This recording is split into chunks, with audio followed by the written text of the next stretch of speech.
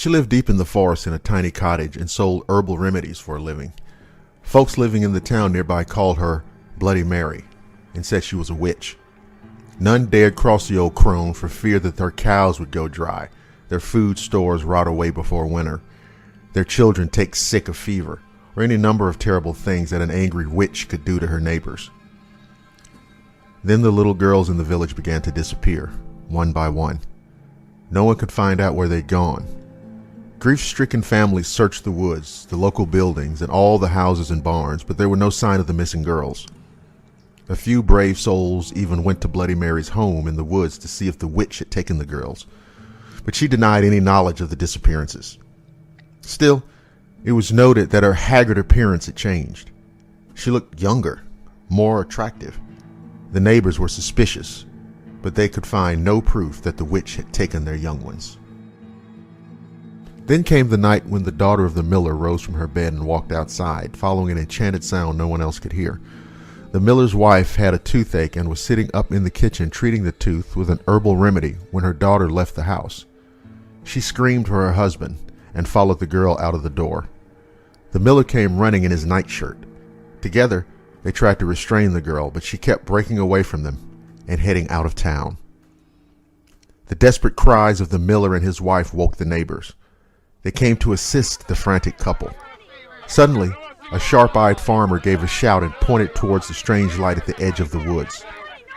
A few townsmen followed him out into the field and saw Bloody Mary standing beside a large oak tree, holding a magic wand that was pointed towards the miller's house. She was glowing with an unearthly light as she set her evil spell upon the miller's daughter. The townsmen grabbed their guns and their pitchforks and ran towards the witch. When she heard the commotion, Bloody Mary broke off her spell and fled back into the woods. The far-sighted farmer had loaded his gun with silver bullets in case the witch ever came after his daughter. Now he took aim and shot at her. A bullet hit Bloody Mary in the hip and she fell to the ground. The angry townsmen leapt upon her and carried her back into the field where they built a huge bonfire and burned her at the stake. As she burned, Bloody Mary screamed a curse at the villagers. If anyone mentioned her name aloud before a mirror, she would send her spirit to revenge herself upon them for her terrible death. When she was dead, the villagers went to the house in the wood and found the unmarked graves of the little girls the evil witch had murdered. She had used their blood to make her young again. From that day to this, anyone foolish enough to chant Bloody Mary's name 3 times before a darkened mirror will summon the vengeful spirit of the witch. It is said that she will tear their bodies to pieces and rip their souls from their mutilated bodies. The souls of these unfortunate ones will burn in torment, as Bloody Mary once burned, and they will be trapped forever in the mirror.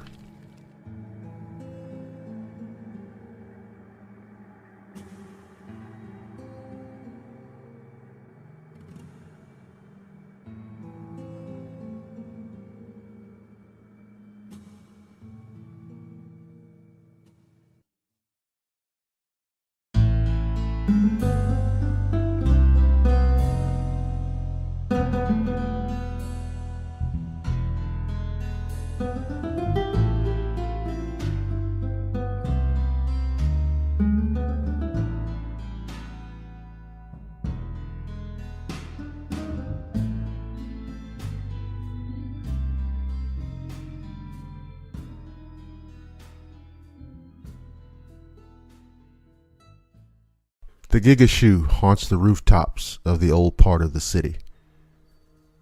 Do not be deceived by its pathetic appearance. Sunken eyes, withered frame, piteous squawk. It is in all ways evil. It's a killer and a render of flesh and sinew, preferring the entrails of children and youthful women of the lower reaches of town. Shall I seek this thing out? I must. I welcome the charge of this devilish mission. I cherish the moment in which I drag the wretched carcass of the foul thing out of the darkness and then out of existence.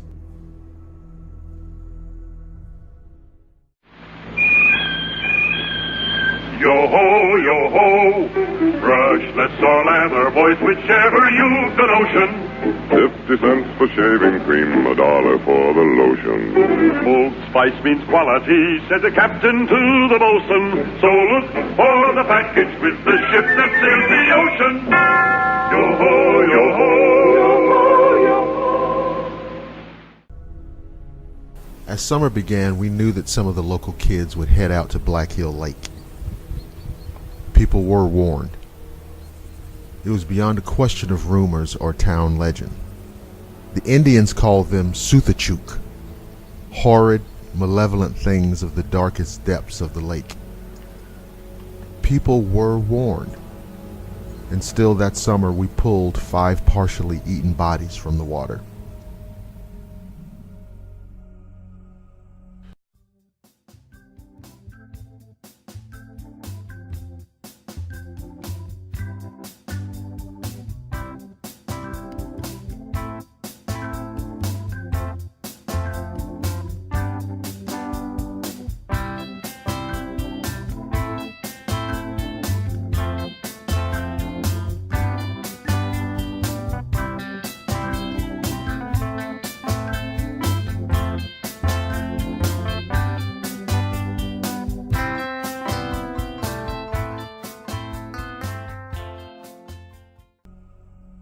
I knew that the department would never refuse military funding. I thought it was a mistake. I thought it was the biggest goddamn mistake in the world, and I told them so. But they went ahead anyway, experimenting with opening up doors to other dimensions. The experiments were successful, and a disaster for mankind. Now they are coming. They are coming from out of the nothingness of a dark reality. They are coming for everything, for all things, for us. I don't know if I can do anything about it, and I don't know if anyone can.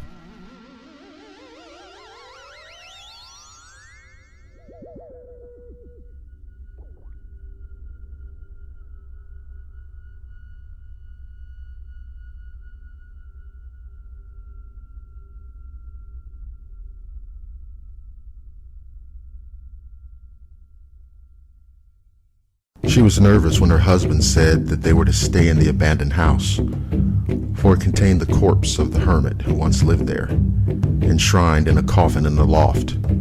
It was an old custom and one no longer popular among the Iroquois people, but the hermit had insisted upon it before his death. There was good hunting in this place, her man had declared, and so they moved in, and she unpacked their few belongings in the front room, refusing to go up into the loft where the hermit's body lay.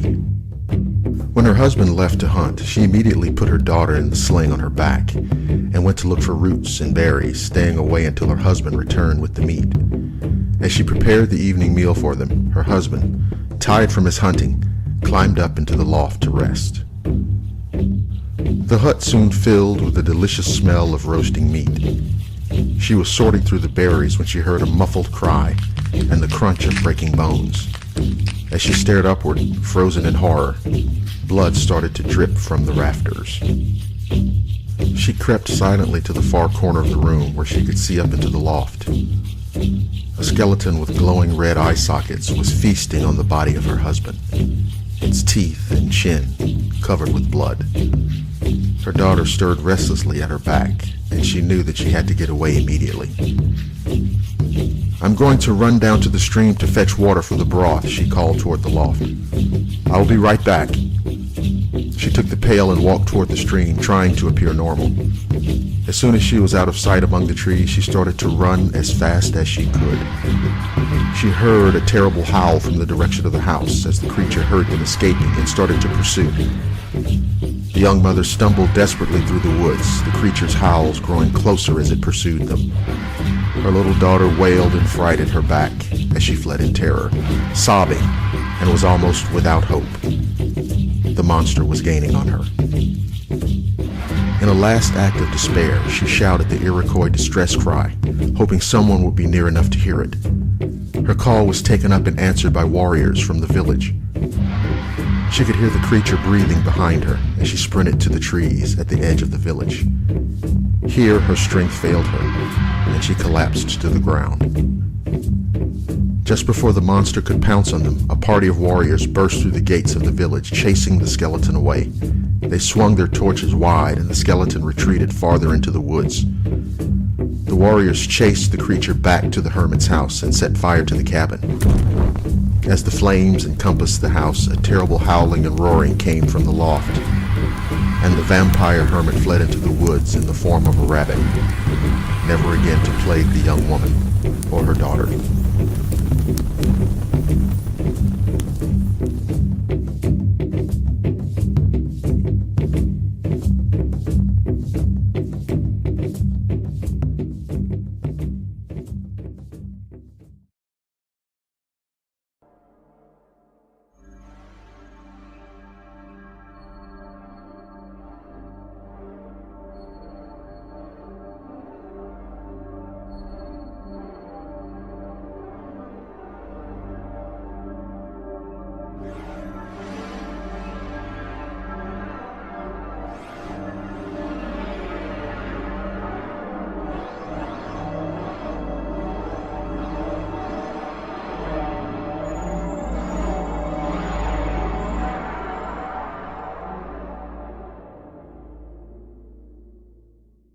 When one of the local natives left his tribe to work with white lumbermen, he changed his name to William Cloud, and the lumberjacks started calling him Cloudy. They liked to hear Cloudy tell the story of the wraith that lived in the creek that powered the local log chute. The wraith was an evil creature that desired nothing more than to wrap its long arms around humans or animals and pull them down into the water to drown. It rained heavy and long that spring, and the creek was flooded almost to capacity. One stormy night, the order was given to lower the gate of the chute and send the logs downstream to the mill. The thought of going outside in the storm did not appeal to anyone, and so the men drew straws. Cloudy came up with the short one. He hugged his coat tightly around him as he made his way silently through the pitch-black night toward the log chute. As he released the first pin, he heard a foul hissing sound from beside the floating raft of logs. Cloudy turned his head and saw a grotesque form rising from the swirling stream. Its face was framed by wild weed-strewn hair, and dark slimy scales covered its loathsome body. Cloudy tugged frantically at the final pin, eager to finish his task and get away, but the pin got stuck halfway out. Suddenly the creature lunged out of the water. Cloudy leapt back, fleeing up the path toward the cabin. Behind him, the wraith howled. Cloudy increased his speed, running blindly in the darkness. Then the wraith dropped down from the branches of a tree right in front of him, blocking his way. Its yellow eyes glowed, and the moonlight glinted against its slimy skin. Its long, thin arms stretched out toward him through the raging storm, claws extended. He gave one loud shout of despair, but the lightning-fast movement of the razor-sharp claw cut off his cry, and the woods were suddenly still again. Back in the cabin, the lumberman waited for Cloudy to return. Then Ethan, Cloudy's good friend, volunteered to go down to the log chute and look for him. Several other loggers decided to join the search. Within 10 minutes, the men were standing next to the gate. They lowered a lantern to the level of the rushing water and peered into the depths. Ethan gave a sudden sharp cry when he spotted the mangled face of Cloudy. The loggers lifted the gate and drew Cloudy up with pike poles. His body had been sliced to ribbons, and his head was almost completely severed. News of the murderous wraith in the creek quickly spread through the lumber camp. A week after Cloudy's death, Ethan was awakened by a strange blue light above his bed. He opened his eyes and found himself gazing into the face of William Cloud. The spirit warned Ethan that the wraith had marked Ethan for its next victim. At daybreak, Ethan packed his belongings and left the camp. On his way out, he confided his story to a few of the lumbermen, and soon word of Cloudy's warning spread throughout the camp. By sundown, it was completely deserted. The log chute fell into disrepair and slowly crumbled away, never to be replaced. The wraith still lurks in the stream, watching for another victim. But it waits in vain, for the ghost of Cloudy appears to anyone foolish enough to wander near the stream, warning them away with terrible groans and piercing screams.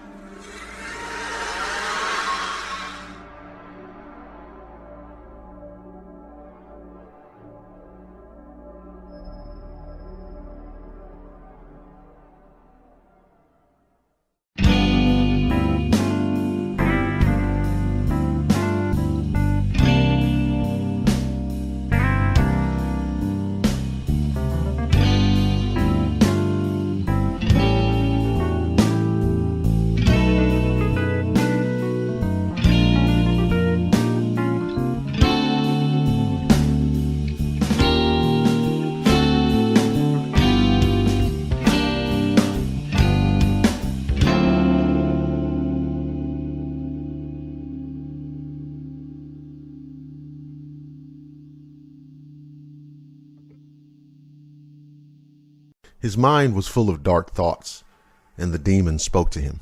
His wild eyes and words frightened his people, and he became an outcast, shunned by all.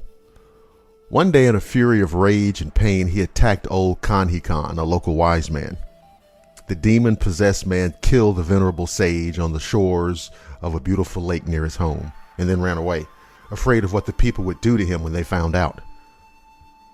But the gods had seen the murder and were angry. They captured the demon-possessed man and transformed him into a terrible serpent as a punishment for the murder of the good Kanhikan. Then the serpent was cast into the lake, condemned forever to remain at the scene of his crime. The people living near the lake called the serpent Naha'ik, or lake demon. They would offer sacrifices to it before traveling upon its waters, but the offerings did not always appease the monster. Many times a fierce storm would fall upon the lake, and Na'ik would rise from the roiling waters to claim a life. Once a man who was watering his horse at the lake saw the monster rise up from the depths and pull the poor animal under. And so the curse of Na'ik continued to plague the residents of the lake. Then the white man came, and they scorned the tale of the lake demon. They began taking timber from the land nearby and floating the logs down to Lake Okanagan. One evening, as a local man worked on the raft of newly sown logs, he chanced to look up and saw a long serpent with a horse-shaped head and a green, undulating body. It raised its head out of the water and stared deeply into the man's eyes. The man started shaking from head to toe and scrambled backwards toward shore. The demonic eyes of the giant creature gleamed with malevolence, and he scrambled up the bank and ran for his life. Not long after, a resident set off in a canoe with his horses roped behind, leading them across the lake. Suddenly, the horses began screaming and thrashing in the water and then disappeared underneath the waves. The canoe tipped backwards, and the man desperately pulled his knife and cut the ropes just in time to save himself from being dragged into the murky depths. The horses were never seen again. Thus was Naha'ik's first encounter by the white man at Lake Okanagan. The monster was seen many times through the years. Often it appeared like a long tree trunk or a floating log, but it would move against the current. Swimmers vanished, boats were attacked, and sometimes the monster would rise up from the waters and grab birds from midair. In 1942, the monster was rechristened Ogo Pogo, after a line in an old song. It has been seen many times and continues to haunt the waters of Lake Okanagan to this day.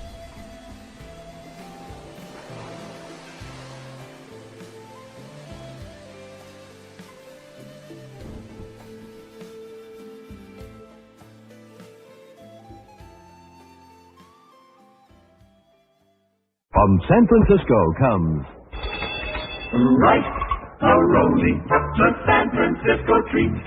Rice-A-Roni, the flavor can't be beat.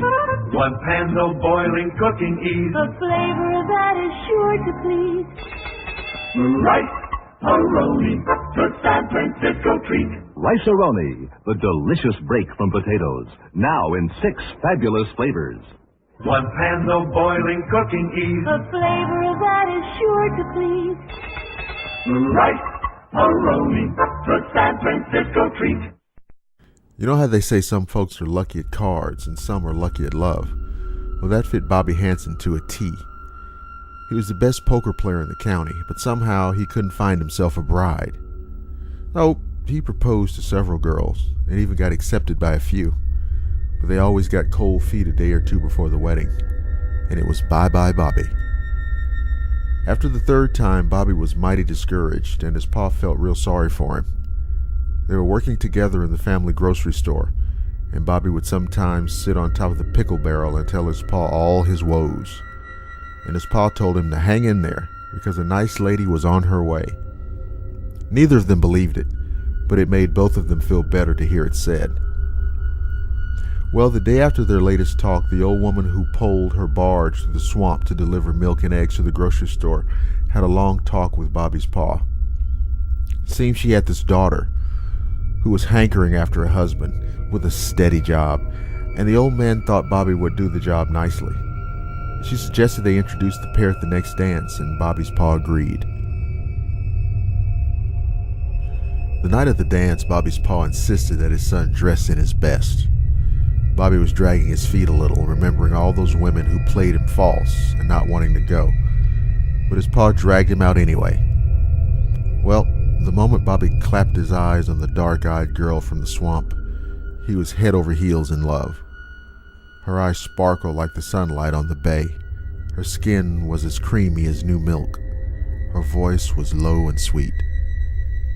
The pair cuddled and cooed and waltzed the whole night long, and come sunrise, Bobby was all for bringing his new love before the visiting priest who delivered his sermons in the grocery store, since there was no church in that vicinity, and getting married right away.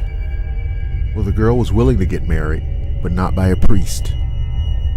"Let's just go to the Beaumont and have the judge marry us," she said to Bobby, and he was so smitten he agreed, though it would have been quicker and easier to just walk a mile down the road to see the priest. By the next evening they were wed, and Bobby brought his pretty bride to the nice little cottage he rented just down the road from the family grocery. It had a nice front porch with a swing, a big bedroom on the second floor, and a big attic with a window that could be made up into a second guest room, should his new mother-in-law care to visit from her home in the swamp. After fixing him a nice dinner, Bobby's new bride sat a while in the rocking chair near their bed while Bobby yawned and watched her fondly. She cuddled under the blanket and knitted and hummed, and Bobby's eyes grew heavy. He didn't wake up until early morning, when his new bride crept into bed all hot and sweaty and fell asleep at once. When he asked where she'd been, she wouldn't answer him. Bobby was mighty sure that his bride had snuck out on him on their first wedding night. But when she got snappish and her eyes blazed like they did when he questioned her, he grew frightened and backed down. Life took on an odd pattern for Bobby. During the day, everything was perfect. His wife was sweet and pretty and loving. She kept the house sparkling clean and cooked him wonderful meals. But each night she refused to come to bed after supper. Like their wedding night, she sat up singing and rocking and knitting until he was asleep and did not come to bed till just before dawn. She was always sweaty and cranky when she came to bed and went to sleep before Bobby could question her. Bobby was very confused and upset by this behavior and finally confided in his pa one morning after opening up the grocery store. Bobby's pa was awfully worried. The visiting priest had gone on to his next parish, and there was no one they could consult but the local conjure woman. So he sent Bobby to her with a couple of chickens as a gift. The conjure woman knew all about the hoodoo magic and was an excellent herbalist. Local folks went to her when they were sick, on account of the doctor lived almost 20 miles away. When she heard Bobby's story, she told him to pretend to go to sleep that night and watch what his new bride did. Then he was to come back and tell her everything. Bobby agreed. The next evening, he pretended to fall asleep while his bride rocked and sang in her chair. Then he followed her up to the attic and watched through the crack in the open door as she sat down at the spinning wheel and spun off her skin, leaving only pulsing red muscles and blue veins. She was a terrifying sight, and she sprang through the window and flew away into the night. Bobby ran out to the privy and was sick after he saw her. Who was this monster that he was married to? He was still trembling and in shock when his bride, looking like a normal person again, crept into bed at dawn, and he had trouble behaving normally at breakfast. As soon as he could get away, Bobby ran to the home of the conjure woman and told her about the spinning wheel and the terrible skinless creature who flew away from his attic. "A boo-hag," the conjure woman said at once. "You've married a boo-hag." "What's a boo-hag?" asked Bobby. "A boo-hag is a witch and a shapeshifter," said the conjure woman. "She lures men into her trap and then delivers them to her boo-daddy, who eats their flesh and gnaws their bones. And that's what she'll do to you if you don't get rid of her first." The conjure woman told Bobby to get himself some blue paint. As soon as the boo-hag left the house that night, he was to spread the blue paint on every window frame and every door frame and make sure it was 2 coats thick. A boo-hag couldn't fly through a window or door that was painted blue. And if she didn't get back into her skin before dawn, she would be trapped without it and be revealed for the monster she was. So he was to leave one tiny window unpainted and keep it open a sliver so the boo-hag could squeeze through. Then he was to fill up her skin with salt and pepper, which would burn her up from the inside out. And Bobby promised to do exactly as the conjure woman said. That night, Bobby lingered over his dinner, looking with sad eyes at the pretty woman sitting opposite him. He knew she was really a monster inside, but it was so nice to have a little wife in his home. He hated like anything to see her go, but he didn't want to get eaten by a boo-daddy, and that was his fate if she stayed. So he went up to their bedroom and pretended to fall asleep while she rocked and sang and knitted. Then he followed her quietly upstairs and put salt and pepper into her skin after her ugly red-muscled blue-veined figure had flown out the window to her boo-daddy. He spent the rest of the night painting over every door and window frame with blue paint, leaving only one small unpainted window open in the cellar. He nailed it up so that it would be open no further than a crack, just as the conjure woman had instructed him. Then he hid himself behind a large chest of drawers up in the attic to wait for the boo-hag. Just before dawn, the boo-hag came flying up to the attic window. As soon as she touched the blue frame, she gave a shriek of pain and rage. Bobby listened as she flew around the house, testing each window and door and howling like a banshee when it burned her skinless hands. Then she found the little window in the cellar, and he heard the thump as she landed beside it, followed by a painful whimpering sound as she squeezed and squeezed herself through the narrow opening, her skinless red muscles and blue veins tearing painfully against the rough wood. The boo-hag ran up 3 flights of stairs into the attic and squeezed into her skin as fast as she could.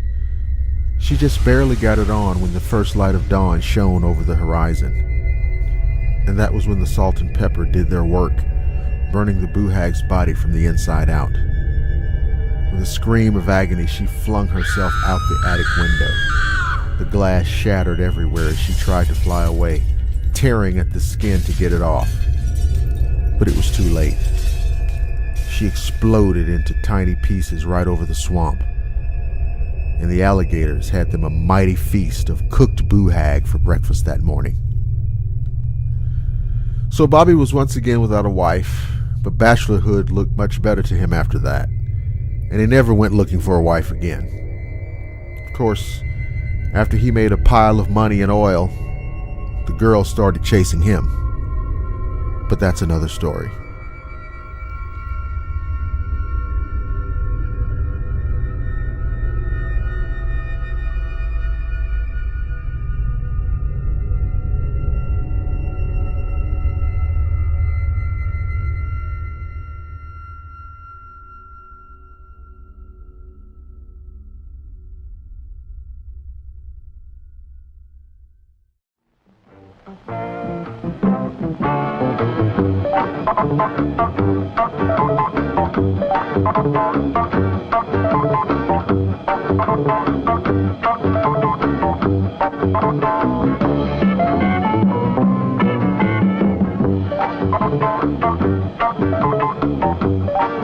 A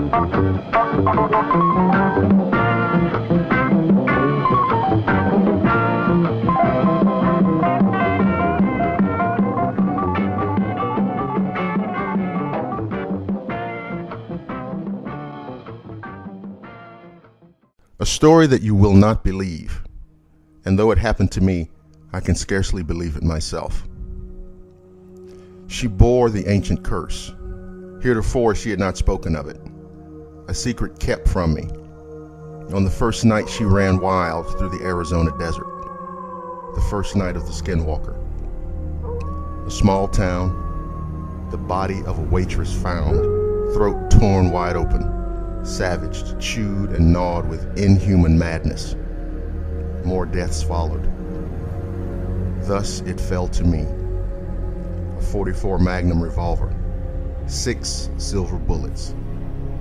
In the process of heartbreak and determination, I set out to end her existence, but forever.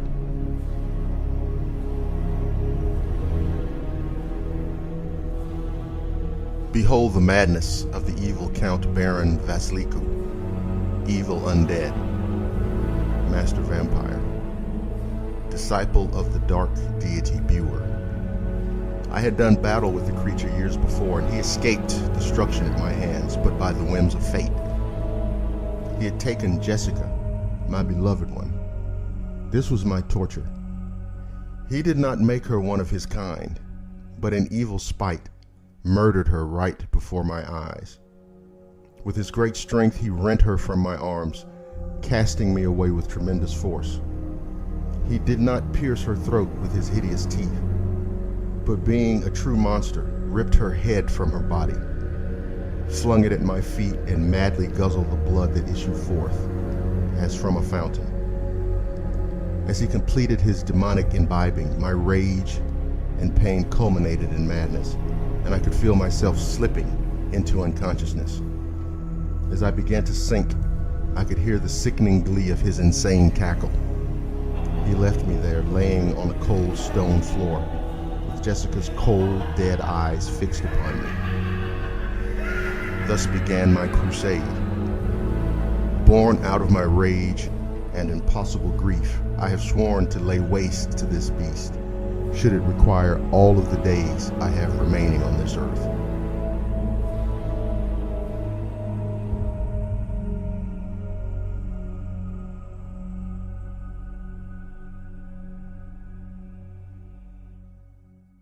The kitchens of today can be more beautiful than 1949 because this year there's a better, brighter, self-polishing floor wax. It's 1949 Glow Coat.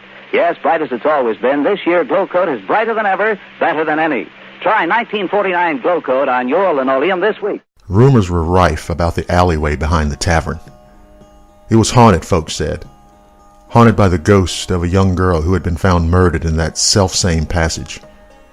People avoided the small street after dark, for the spirit was said to be a vengeful one. Of course, no one could name anyone whom the ghost had actually killed, but the tales were enough to keep people away from the alley at night.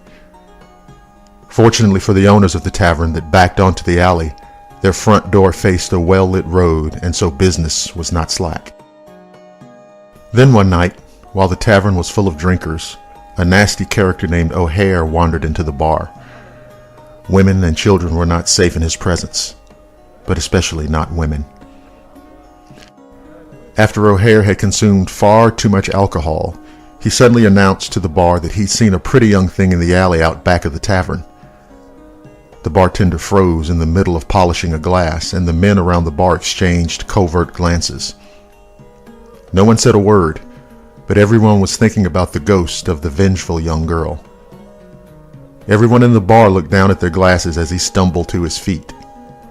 No one made a move to stop him, and there was a quiet air of, "He deserves what's coming to him," about the bar as O'Hare left the building. "It's just too bad that there isn't really a ghost," thought the bartender, setting down the shining glass and picking up another one to polish. O'Hare sorely needed a lesson in human kindness and respect for others. At that moment, a horrible scream came from the alley. Everyone in the tavern looked up in shock and fear. Had there really been a ghost out there? Or was O'Hare up to his old tricks and even now accosting one of the women folk? The men leapt to their feet and raced to the back door of the tavern. Pouring out into the street, they were met by an unnatural cold, and their eyes were dazzled by a blaze of light. The bartender thrust his way to the front of the crowd and saw the body of O'Hare lying in a pool of bright white light. His throat had been torn to pieces and blood was spilling out in gushes. Above him hovered the semi-transparent figure of a young girl, her eyes gleaming with red fire, her mouth covered with blood. She glared down at O'Hare and then turned to look at the crowd. The specter licked the blood from her lips thoughtfully, her eyes on the bartender's neck. Then she vanished, taking the light with her. At their feet, O'Hare gasped out his last breath and died. The local authorities were summoned to deal with the body of O'Hare. Though skeptical at first, they were finally convinced, since there had been so many eyewitnesses who had seen the ghost hovering over the dying man. The bartender resigned his position the next morning and took a job across town. The memory of the ghost's hungry stare at his neck, prompting him to look elsewhere for employment.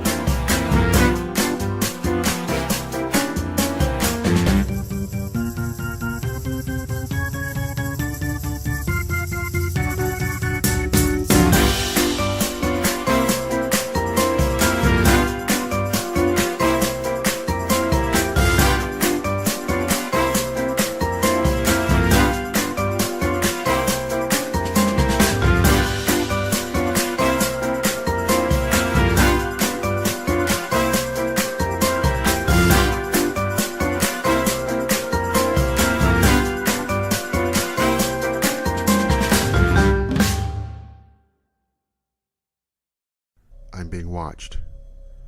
You may pass me off as some madman, but I know I'm being watched by something obviously inhuman. I'm not going to work today. It'll just follow me there. I'm waiting to make some contact with it, to see it, to know I'm not going insane.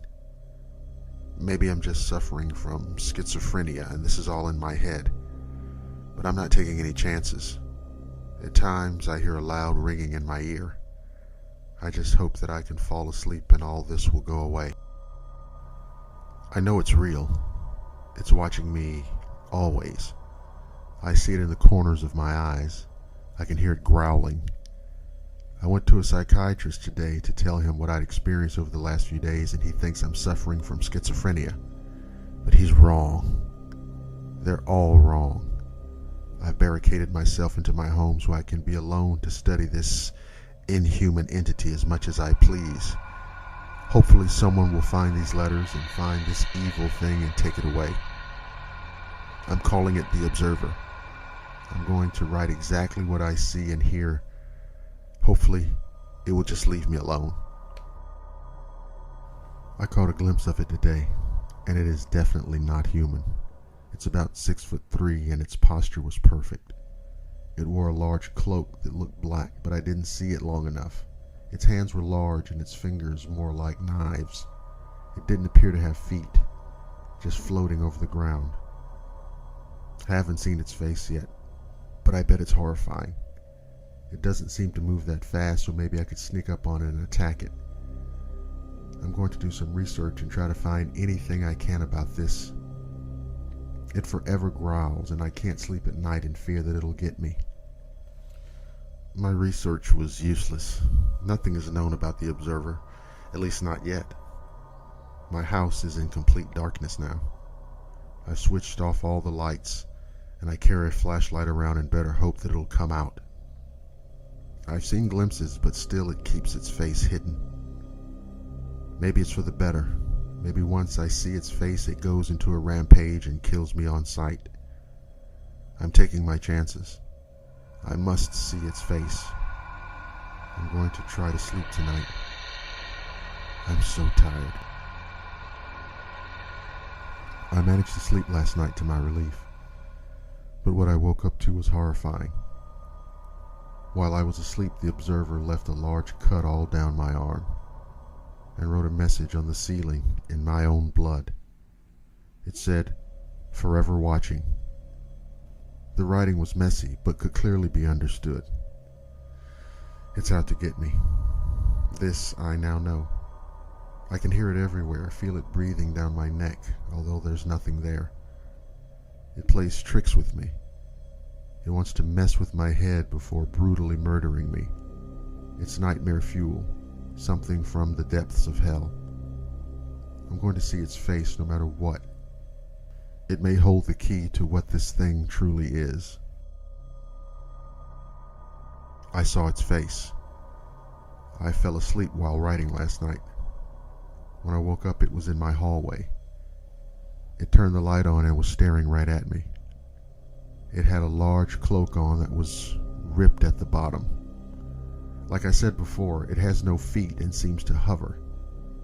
Its hands were claws, each one about 50 centimeters long, thick and sharp, almost like knives. Then I saw its face. It had a hood over its head, but its face was clearly visible. Its eyes were just empty sockets, black, and they never seemed to end. It had no nose, and then there's the mouth.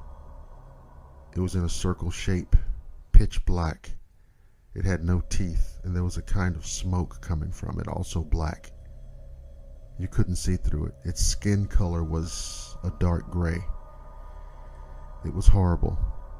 My first instinct was to throw my lamp at it, so I did. It simply hit the observer and smashed. It didn't even stumble. I think it's immortal. With that, it fled the room with incredible speed. I fear for my life now. I've called the police. They said they're going to be about an hour. I hope they don't take that long. It could strike at any time. I'm locking myself in my closet. I just hope the thing can't read. Shortly after finding this diary, the police searched his house thoroughly. About 5 minutes into their search, they found his corpse in an empty closet. Large claw marks were all over his body, and there was a bite mark where his heart was. Many of his organs were ripped from his body, and his eyes had been gouged out. We now know that the observer is out there, feasting on innocent people.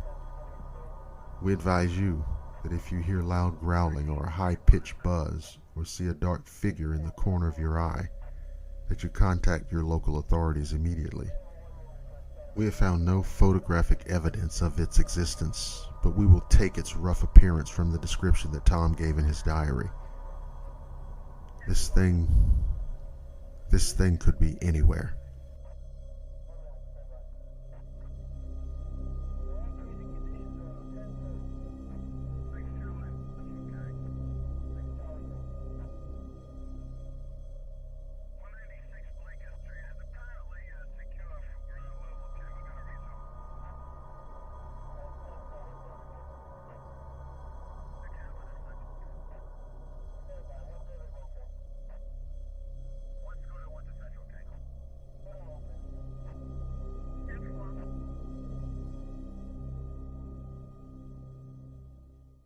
J-E-L-L. Oh, the big red letters stand for the Jell-O family. Oh, the big red letters stand for the Jell-O family. That's Jell-O. Yum, yum, yum. Jell-O pudding. Yum, yum, yum. Jell-O tapioca pudding. Yes, sirree. Do not listen to the voice of the demon. I was told and told again. It was my anger. It was my pride. my weakness, my destruction, as the monster uttered his filth, slow dripping sludge and contempt beyond my reasoning. I was in one moment of time struck frozen, a portrait of final devastation. In the next moment, I was laid waste, broken, and left as less than a withering husk of a man. The universe swallowed me, as with a shroud of cold black pain, infinite burning, blades piercing my crumbling spirit. How I summoned any degree of strength, I did not know. Although shattered into hopeless fragments, I took to my feet and looked into the eyes of the damned. I had lost myself, but in solemn repose, I decided in an instant, I would not lose this fight.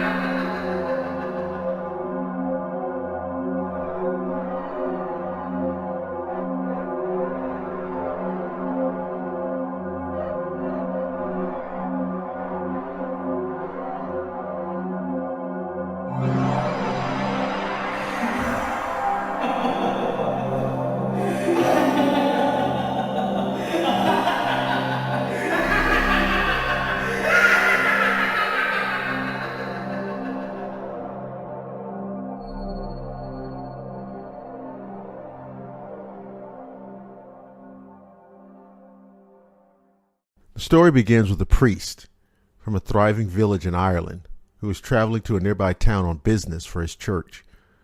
The priest's journey across the countryside was long and arduous, and as night grew near, he was forced to set up camp near a dark forest that was reputed to be haunted. During the night, the priest heard a clawing and scratching outside his tent. When he went outside to investigate, he was attacked by a wolf.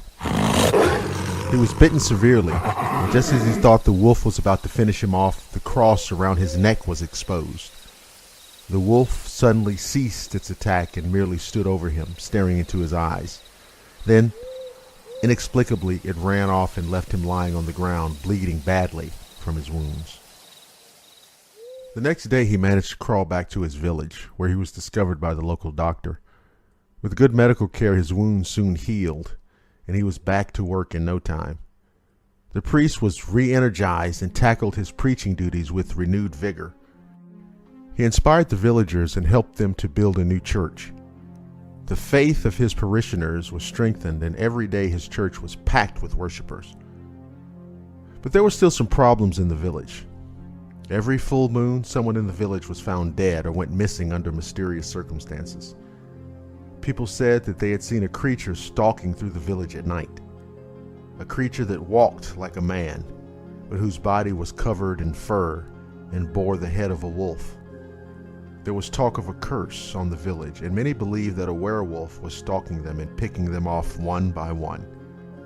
The priest began to wonder why God had cursed his village with these horrible murders. It seemed as if there was no end to the death and destruction. One night during a full moon, the villagers decided that they had to catch and kill the werewolf that was plaguing their village once and for all. They set a trap by tying the most beautiful girl in the village to a tree, using her as bait to lure the werewolf. High above in the branches of the tree, they rigged up a trap to catch the wolf. Then they hid in the bushes and lay in wait for their prey. Soon they heard a crashing sound coming through the forest, and suddenly the werewolf appeared in the clearing. As it made its way towards the terrified young girl, the villagers cut the ropes that were tied to the tree and a huge cage crashed down on top of the wolf, trapping him behind its heavy iron bars. The jubilant villagers rushed out from their hiding places and drove long spears into the body of the werewolf, piercing its heart. As the monster collapsed on the floor of the cage, the people watched his hairy body ripple and change. Gradually, the creature changed from wolf to man as the life ebbed from his body. The villagers fell to their knees and began to weep as they realized that they had killed their beloved priest.